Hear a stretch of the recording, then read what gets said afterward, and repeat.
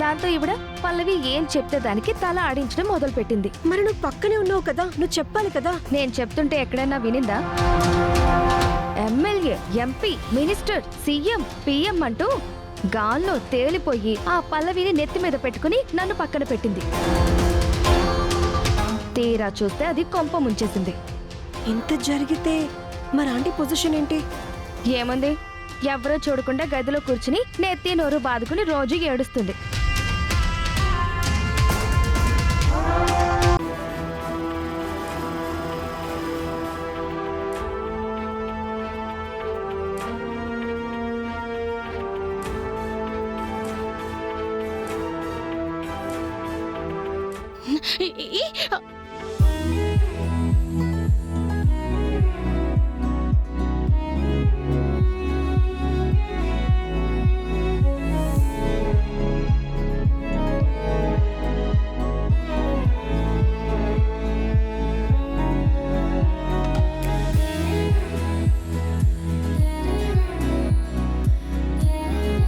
ఏంటండి మీరు చూసుకోవాలి కదా, ప్రతిసారి నేను మిమ్మల్ని సేవ్ చేయాలంటే ఎలా?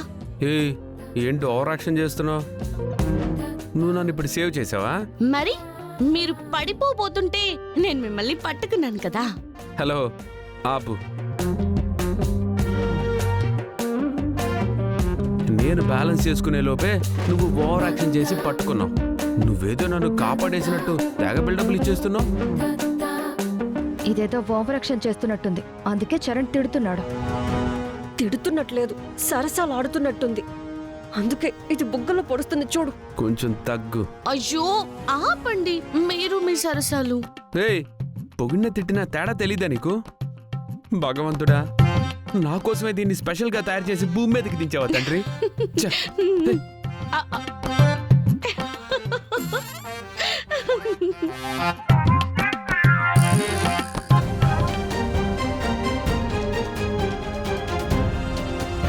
ఏంటి ఇద్దరు అలా చూస్తున్నారు? ఓ, మా జంటకి దిష్టి పెడుతున్నారా? ఆదర్శమైన జంట కదా మరి. అరే పోనీలే, ఇన్నాళ్ళకైనా ఈ రోజు ఒప్పుకున్నావు కదా. కాలేజ్ అయిపోయి ఇంటికి వెళ్ళిన తర్వాత ఒకసారి గుర్తు చేయి, మా ఇద్దరికి దిష్టి తీయించుకోవాలి.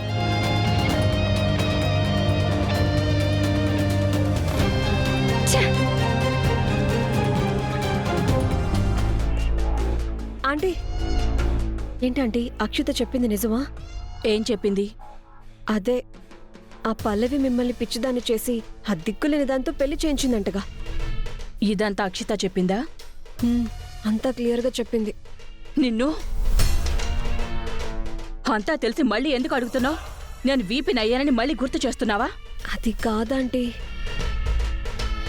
అది మాయ చేసి పెళ్లి చేసినంత మాత్రాన అయిపోతుందా? నా కొడుకు దాంతో కాపురం ఏం చేయడు. అది వాడికి చెప్పే వచ్చాను. ఇంట్లో ఉషా ఒక్కతే ఉంటుంది, దాన్ని ఏదో ఒకటి చేసి బయటికి తరిమేరా అని. ఈ పాటికి వాడు అదే పనిలో ఉండుంటాడు.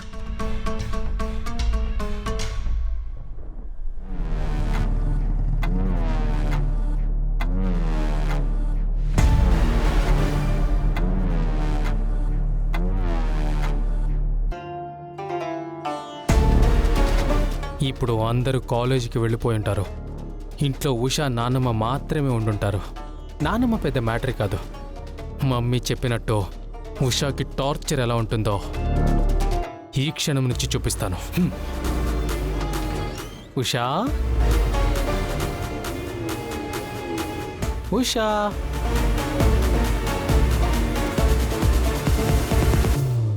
ఉషా,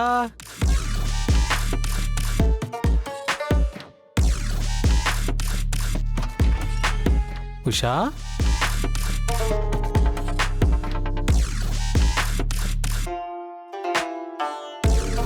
ఇదేంటి రూమ్లో లేదు? అయితే కిచెన్లో ఉంటుంది. ఎస్.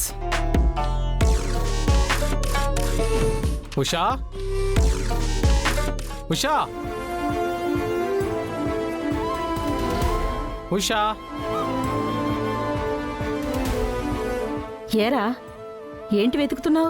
అదే నానమ్మా, ఉషా గురించి. ఉషా ఇంట్లో లేదుగా. లేదా? ఎక్కడికి వెళ్ళింది నానమ్మా? ఓ సరుకులకి ఏమైనా పంపించావా? సరుకులకు కాదురా, చదువుకోవడానికి వెళ్ళింది. ఏంటి? చదువుకోవడానికి మన కాలేజ్కి వెళ్ళిందిరా. ఏం మాట్లాడుతున్నావు నానమ్మా? తను చదువుకోవడానికి కాలేజీకి వెళ్ళడం ఏంటి? అలా అంటావేంట్రా? ఫారెన్ నుంచి చదువు సగంలో ఆపేసి ఇక్కడికి వచ్చింది కదా. ఆ తర్వాత దిక్కుముక్కు లేనిదాల్లాగా ఇక్కడే పని చేసుకుంటూ బతికింది. ఆ తర్వాత తనకు పెళ్ళైపోయింది. చదువు పరిస్థితి ఏంటి అని ఇవన్నీ ఆలోచించి పల్లవి తనని కాలేజ్కి రమ్మని పిలిచిందిరా. పల్లవి వదిన కాలేజీకి రమ్మందా? అవునరా. పల్లవి ఎప్పుడు పాపం ఇంట్లో అందరి గురించి ఆలోచిస్తూ ఉంటుంది కదరా. అలాగే ఆగిపోయిన తన చదువు గురించి కూడా ఆలోచించిందిరా. తన చదువు గురించి ఆలోచించిందా? లేకపోతే అందరూ కాలేజీకి వెళ్ళిపోతారు, దాన్ని టార్చర్ పెట్టాలని మమ్మీ మేమందరం మాట్లాడుకున్నది కూడా విన్నదా? ఏంట్రా, నీ పెళ్ళాం చదువుకోవడానికి వెళ్ళింది అంటే అలా వెర్రిమొహం వేసుకుని చూస్తున్నావు? ఏం లేదు. అయితే ఉషా మన కాలేజీలోనే ఉందా? ఈ పాటికి పల్లవిని కలిసి ఉంటుంది.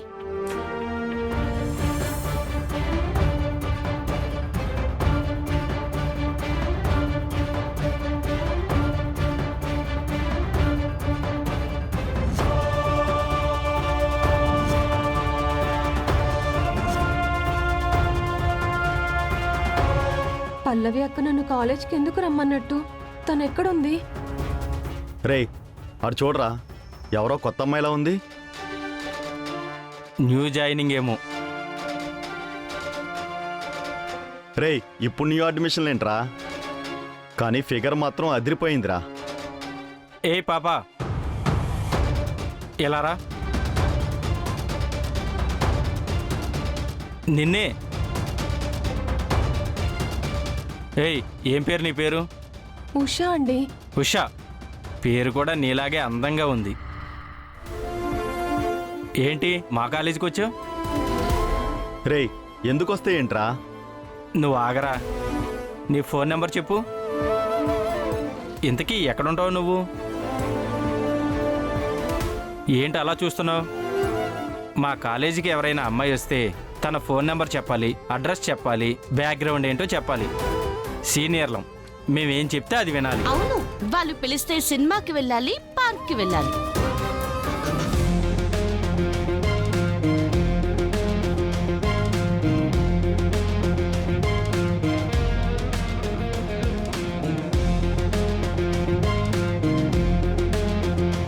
రేయ్ ఏంట్రా, ఇలా రారా రా.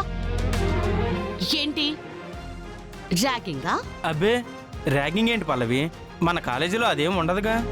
అలాంటివేమైనా ఉంటే తోలొల్చేస్తానుగా. అంటే ఈ అమ్మాయి కొత్తగా వచ్చింది, ఎవరైనా అడుగుతున్నా అంతే.